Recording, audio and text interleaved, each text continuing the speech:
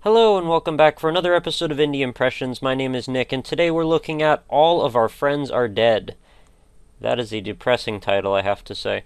So if you've been around with this channel for a while, you might remember a long time ago, and this is like in the first couple weeks of me doing the show, I covered a game called Au Sable, A-U Sable. I don't remember if that's exactly the right way to pronounce the word, but regardless, that is the sequel to this. It was a horror-inspired, very macabre, abstract type of run-and-gun shooter, and that is exactly what we're getting back into with this one. Although I have to say, I think from my first very minor impressions, seeing it for a couple minutes, I think the sequel was a lot more well-realized.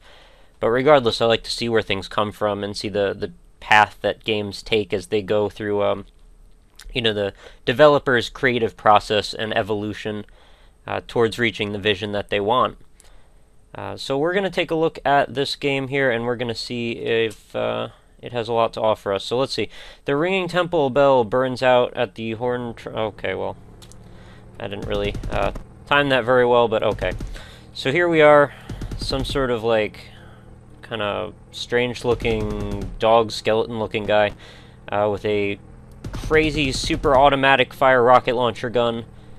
And you might see the crosshair that I am controlling with my mouse, and that will determine where my shots will go, of course. So there is exactly 1 hit kills in this situation. This is one of those games where you have to be very careful all the time. And we have these like jump pads we need to navigate around, and all the blocks seem to be made of these 4 screwed in like industrial looking things. I don't know what this guy's doing here. Is he one of my friends? Is he dead? It's a mystery. Well, I can interact with those barrels anyway.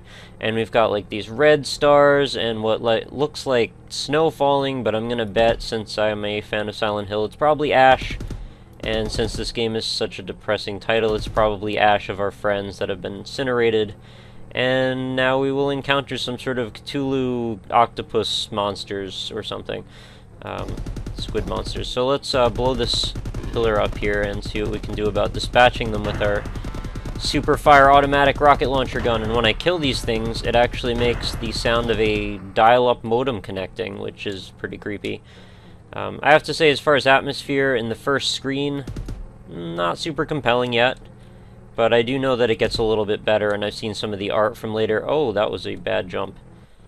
Yeah, I've seen some of the art from later on in the game, and there are some moments that definitely look a lot cooler than this, so we want to progress towards finding those moments, because that's what I'm here to do, to show off the cool parts of games like this.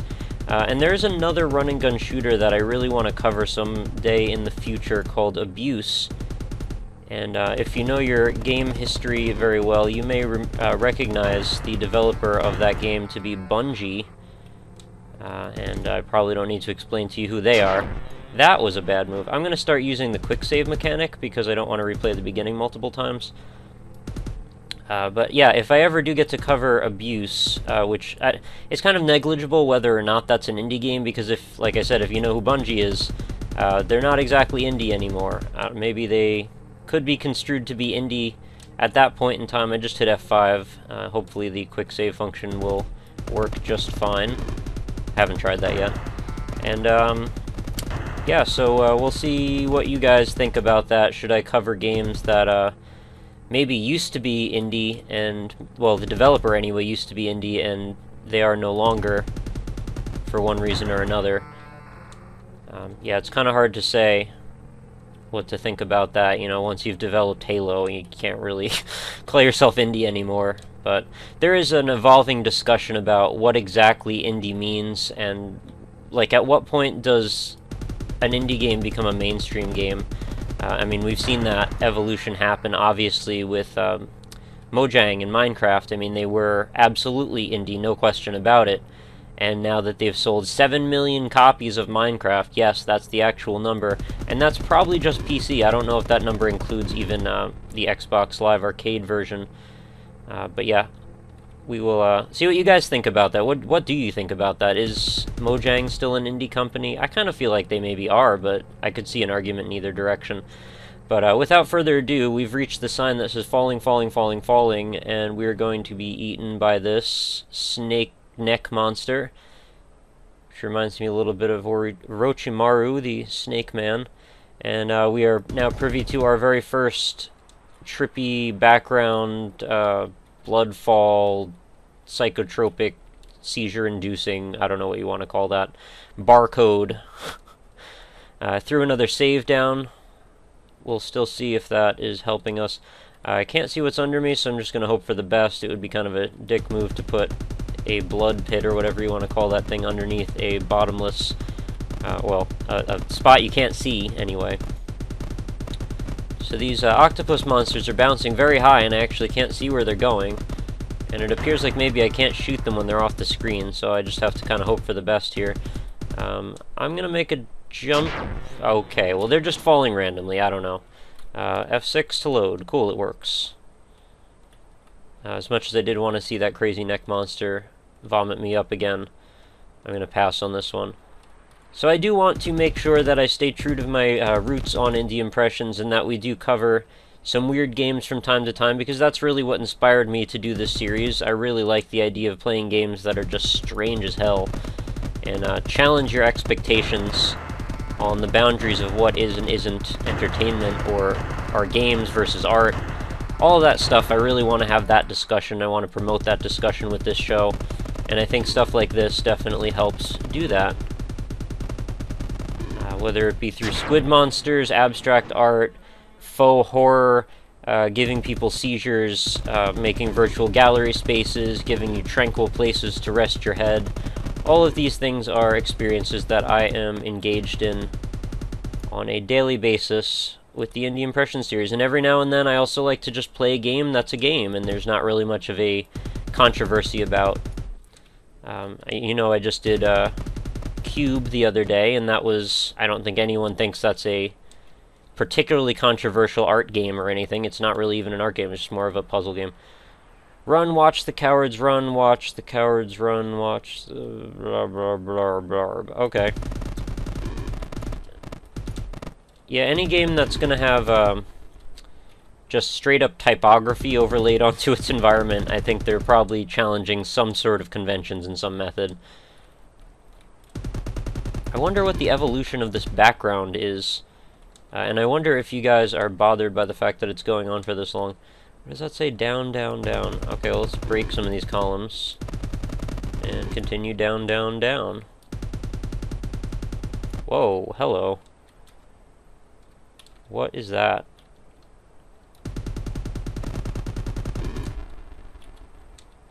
I thought for a split second it was a breast, and then, oh, hello. Alright, we've entered the land of the blood-weeping nuns. You know, stuff like that happens occasionally. You gotta just kind of roll with it. Oh, we've got another face. I'm curious what this explosion on the bridge of its nose is about. Well, let's get eaten and see. Oh, hello. That is cool looking. We've reached some sort of organic beehive, brain mesh, blood-filled catacomb. A little bit relieved to not be staring at that flashing red background anymore. I don't know about you guys. If stuff like that bothers you, by the way, and when you're watching this, if it's like, oh, I'd rather just not watch this episode because that was too annoying on my eyes or something, let me know in the comments, because holy shit, that's crazy looking. But what I was going to say is I will post an annotation when those sorts of things come up, if it bugs you, and I will actually make it so it can skip that part of the video, because I would much rather have you still watch the video and just skip the bad part than just completely leave, of course. Well, that was a really cool looking boss. I don't know exactly what the deal with it was, but those like kind of glitchy, crazy looking things just totally do it for me as far as visual. Wow, what's going on? Well, I love the transitions there. I'm not sure I understood them, but I would probably need to go back and watch that again. So we've got red spots, which I was going to check to see if they killed me. They do not. Let's see if this hole kills me. Quick saved. Yes, they do. That hole does kill me, actually. Alright, more squid monsters. Oh, that is not how I deal with this jump. I need to do it properly. What is that? Holy crap, that's horrifying.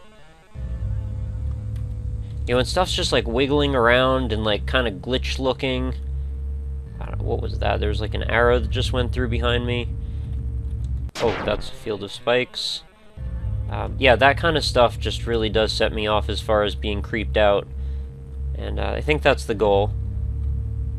And I would say that the developer of this particular game, they were successful. Wow, that thing is perfectly lined up with me hitting that spot. Now if I wait... Yeah, okay, if I wait a second, I'm not in as bad a position. Alright, well, I made it through that. Now I have to load and jump immediately, because of course, as with emulators, when you do a quick save half the time, it's going to save right at a spot that's really bad, and you're going to immediately die. Okay, so this pillar was producing those horrible glitch arrows, and there's, I guess, another one of those coming up, so I need to again jump, and hope for the best here as I can't see what's under me. Very dystopic background looking, like very hellish. I guess really the whole thing is very hellish looking. I don't know what that text is about down there. Kill, I see kill and pig.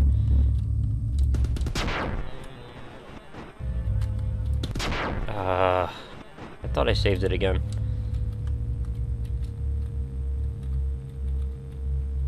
Now, I've heard from reading a little bit up about this one that it is not the longest game in the world and that it can be beaten in under 2 hours. I think that's fine. I don't have an issue with shorter games. I mean, as you've seen, I've played games that were 2 minutes long. There was that episode of Minor Distraction, which was back quite a ways in the playlist, and that particular game was... Whoa, that's creepy as hell. Okay, I guess I need to be climbing up to that. That particular game was like 2-3 minutes long. I think I beat it 3 times in that episode. I really want to climb back up there and see what that was. Not fair. Maybe I'll climb around and then back up. Wow. She is not something. I'm not sure if I'm supposed to censor stuff like that.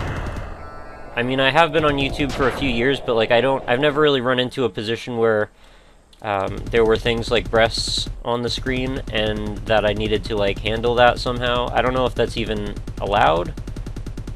Okay, well this time, okay, there it goes. Oh wow, I don't know what that was either. There was like a hand that was descending after I did that. But yeah, if you guys that are more experienced with YouTube are out there, let me know if like you have an artistic license to show things like that with YouTube, or if they consider that vulgar. I mean, personally, I don't think there's any reason anyone should be censoring this kind of stuff, and that's just ridiculous, but you kind of have to play by the rules when you are letting a big company like Google kind of determine your fate on their network. And I am not trying to bother anyone by that. So, I mean, before I even know the answer, I'm of course going to have to censor that for now, but for future videos, let me know if you know that, and of course I will do some research on my own. It seems to be coming up occasionally. It's not a super regular problem, but there was that issue on The Void. You may have noticed I had to put a blur box over the spinning naked guy's junk. It was as if I slaughtered them, don't you know? Okay. I'm sure there's some very serious psychological undertones going on in this. He wound himself around... Wound himself? Is that what we were trying to say? A burning diamond. Wow, that is strong language, to say the least.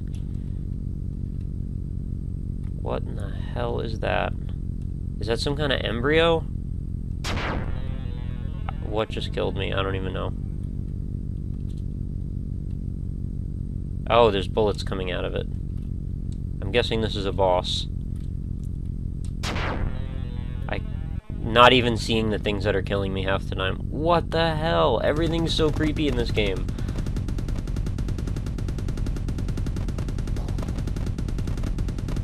I have expressed my opinion on art styles a number of times on this show, but if there was ever an example of the kind of art that I find the most creepy and like horrific, it's it's art that doesn't have serious references to it, that is just, it sort of stands on its own as obviously there's something screwed up going on here and you can't quite understand what. And this is an absolute example of that style. So, if you were curious, now you know. Something keeps killing me and I keep not seeing it. Maybe there's like a frame skip thing going on that I'm like missing some of the frames that exist, because if you've noticed, a lot of the things in this game, they animate with like a 2-frame back and forth glitched out looking behavior. I think I'm supposed to be climbing up this. Oh, okay, there's these like sigils on it that I need to be shooting. Oh crap, I was totally gonna get it too. But I'm being homed in on by these like Tori from Metroid. They're actually more just like crazy balls. Alright. I'm gonna call that like the fish embryo boss or something. And then whatever this was is now gone, so it looks like I can proceed on. Of course, I always like to challenge the normal perceptions of where you're supposed to go, so I always like to go left before I go right.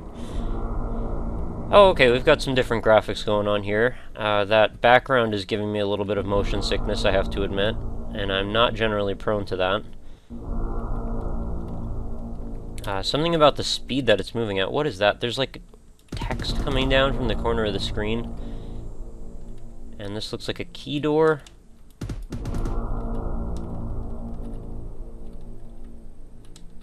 Alright, let's do some jumping here. I have to admit my platforming to this point in the game has been pretty poor. Yes, that is you. Okay, thanks. Of course, any atmospheric game has to have excellent sound effects and sound design. I think so far this game is doing a pretty good job on that front. Of course, as always, I've turned the sound down quite a bit so you can hear my voice well, but this is a game to be played with your headphones on. Kinda feel bad about killing you, but, you know, don't really have an option. Oh, come on, I saved this time, so I don't have to do that again. Alright, the collision box is a little bit off on this. I mean, I can deal with it, it's not a huge deal. Can offer just one, don't you think? Okay. Got more motion sickness inducing crap going on behind us. And more bees, because every game I play has to have bees apparently. Demonic, crazed bees. Not sure where I'm supposed to be going. Sort of picking a path and sticking with it. I'm glad there's more than just those red bouncing squids to deal with. Alright, gotta find another key apparently. Can I jump that high? Wait, what's the deal with that? I can't jump high enough to get out? So, if I hadn't saved, would I have just broken the game right there? Because that's kind of poor design, I have to say. I'm not okay with that kind of thing. You know, if you're gonna make it so it's a one-way path through something, you gotta let yourself be able to be killed. And you might not have known even about that you can use this quick save function. How am I supposed to get out of here? Crap. Well, I guess once I can get back up here, I can at least die, and that will let me save again, and then I can go to the left. Not thrilled about the way that just went down. There's a gray-red, flying, pulsating, insano demon down here that's shooting some kind of balls at me. Thankfully, my range seems to be better than his range, though, so I think I will win out in the end. Okay. Oh, yeah, there's the key. Saved. Oh, okay, I'm trapped in here. I gotta go back around. It's... Wow. Kind of hard to tell the foreground and the background in that specific spot, but what it is there's just this black background here, but then there's a pillar here.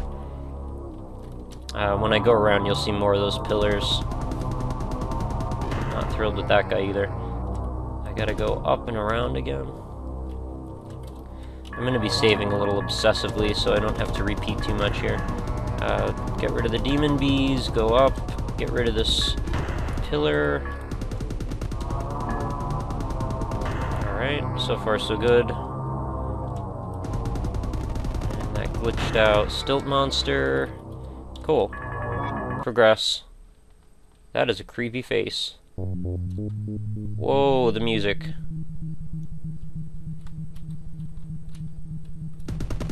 I don't know what to make of any of this. Alright, well I was complaining in the first area that the graphical elements of this game are a little too consistent, and I have definitely changed my opinion on that. They are quite diverse, in fact. Love the background here, that red kind of scribble with the different transparency layers going on. And also apologies if it is too annoying with that rocket sound over and over again. That's part of the reason why I turned the sound down as far as I did on this particular game, because I know how repetitive sounds like that can get very annoying very fast. And I do want to be conscious of having a decent viewing experience. I mean, that's the whole point of doing the show, right? If you guys can't enjoy watching it, that's the biggest issue that there could be. So I will take steps to minimize those kinds of annoyances whenever I can. And if there's something particularly annoying going on in any of my videos, let me know. I probably know about it already if it's something that's been there for a while.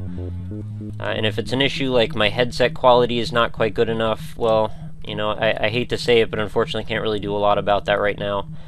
I did buy a decent headset, and I think that the quality is fair to good most of the time. I'm aware that there may be better audio solutions out there, but right now I'm not really operating in a position where I have a lot of extra money to be spending on audio equipment. I'm hoping that may change in the future, and if it does, I will be happy to spend what I can to maximize everyone's experience and spend it on production value related stuff. Alright, we've got some spikes to traverse. But yeah, I am aware the sound might be better. It's as good as I can manage it for now, within reasonable degrees. Alright, and you will be fit for more than ashes. Whoa. Okay, apparently leaving the screen kills me. So I get that. Oh, I was supposed to be standing in that, and it was supposed to transport me away. Alright, so that's one of those instances where, you know, you can screw stuff up and not even know you screwed it up.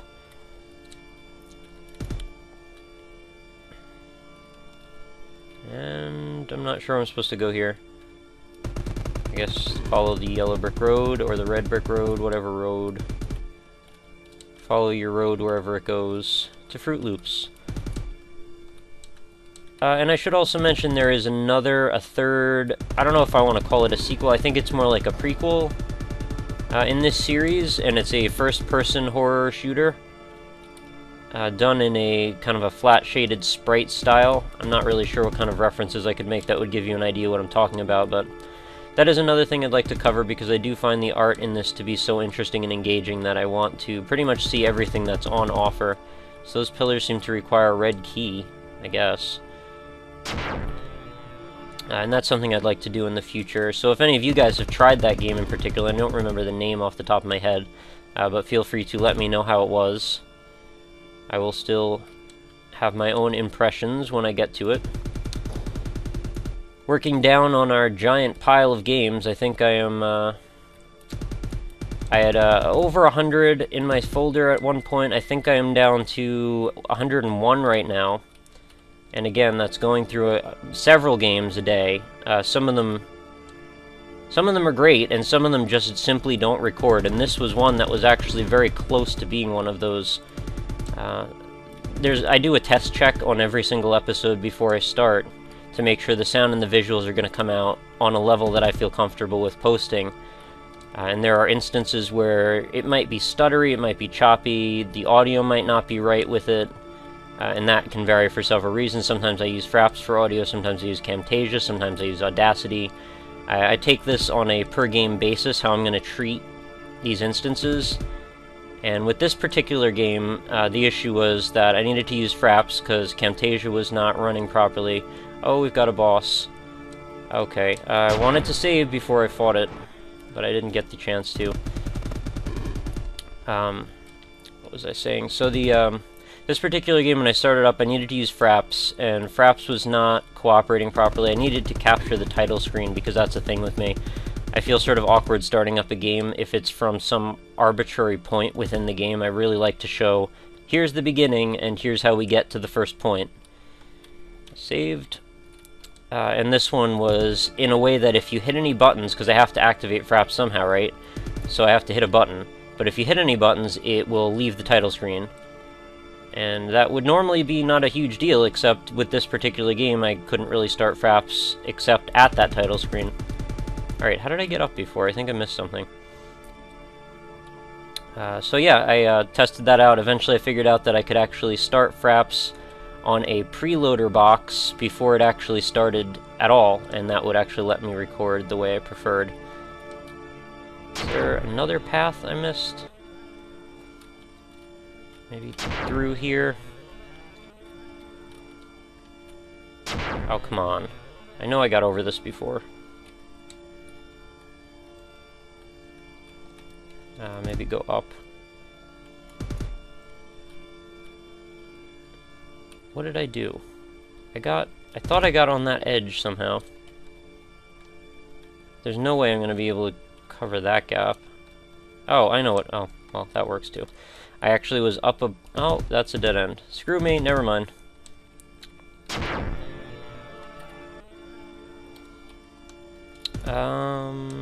Kind of running out of places I feel like I can go. Oh, is this the way? No, that's a dead end too.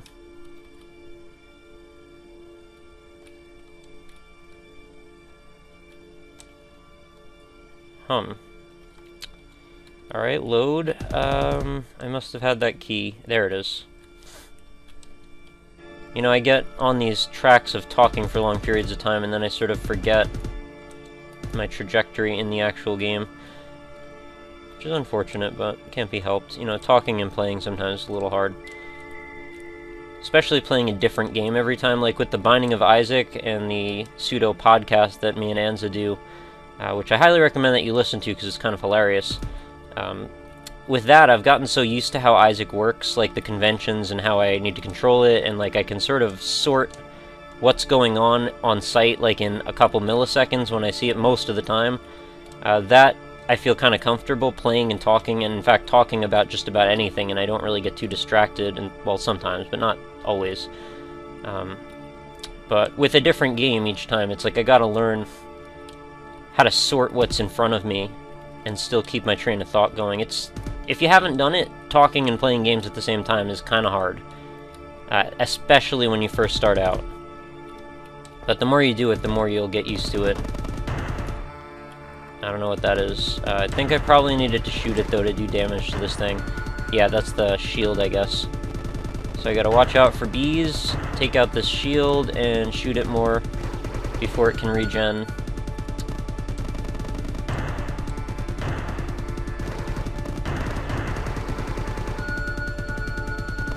You know, I kind of feel a little embarrassed if I were to have to actually censor some of this stuff, because that would just be stupid. Like, it's freaking pixel art if you're gonna be worked up about that. I mean, who would really report me for something like that?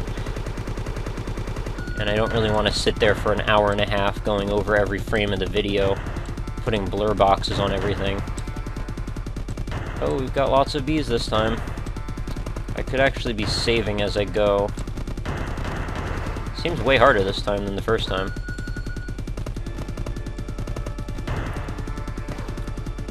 Ah! Alright, I'm totally gonna beat this thing. Oh, wow. There was a spot that I could stand that was like perfectly in the middle of everything, and I could actually hit the shield and then also shoot the boss. Guess this is the next place. Twist and tumble, forgot. Okay. No soil beneath our footsteps, no marrow in our no marrow in our bones, or in our boxes for that matter. Listen at us, will you? Share us with your head. Share with us your head. Do hide behind the iris, as all of our friends are dead. Cool. It's a poetry game. Okay, we've reached the end of All of Our Friends Are Dead. I thought this was actually a longer game even than it was. I wasn't expecting to finish it in one sitting, but I'm glad I did, and I'm glad I could share it with you guys. Now you've seen the foundation of Au Sable, and you get the whole entire picture, hopefully. I mean, I kind of skipped over some of the stuff in this, the text anyway. But I thought it was pretty cool. I hope you guys enjoyed it, and I will, have to run through my spiel again. So as always, head on over to facebook.com/indieimpressions. That's where I post every night's video. Feel free to share this with your friends. If you have a friend that's into macabre, horror, abstract style craziness, this might be the type of thing to show them. I rely on you guys a little bit to help generate word of mouth about the channel. I do what kind of promotion I can, but whatever you guys can do to help is greatly appreciated. So every time I see a like or, you know, a share, any of that kind of stuff, it definitely makes me smile a little bit. And I am thankful to you guys for that. So that's where the Facebook thing comes in. There's also Twitter at RockLeeSmile and at IndieImpressions. If you follow at RockLeeSmile, you're going to be talking straight to me. If you follow at IndieImpression, you're going to be able to see when each video uploads to YouTube. So if you care and if you want to see what each video is without even having to go to YouTube, that's the quickest way to do it. And hopefully will make things a little bit easier for everyone. That's really the only reason I've kept it, because honestly I don't post a lot on there. But I think it's useful to people to be able to know when I post a video, because honestly I post them at weird times sometimes. Depending on my schedule for the day, I might do one that's earlier in the morning, or I might have to do one later at night.